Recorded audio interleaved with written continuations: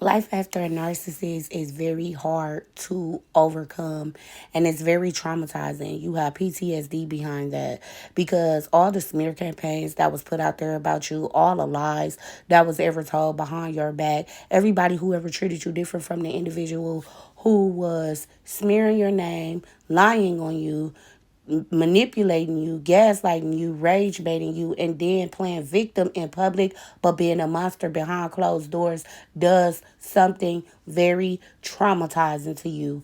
And when people cannot stand in their truth and they want everybody to look at them as if they're innocent and you are the villain. I always been a villain in other people's stories because the narcissist abuse and the manipulation and the emotional and mental abuse that I went through.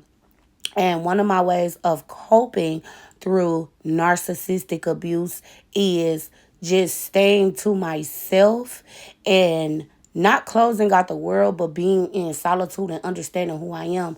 I had to go layer after layer after layer to really find out who I was because it was projected onto me my whole life. Oh, you bad and you be lying and she did this and she did that. And none of these things were going on, but what was going on behind closed doors, because when you come from a household of what go on in my house, stay in my house, and then you realize like, dang, they was manipulating me. They were lying on me. And you finally get somebody who finally stand up for you and be like, well, this was said and that was said. And they said you did this and they said you did that. Look, you go into a level of over explaining yourself, people pleasing, a fight and flight era, or always feeling like you don't know what's going to go on next. And what I'm here to tell you today is, after being in a household of a narcissist, dating narcissistic men, and dealing with that kind of trauma right there alone is very heartbreaking.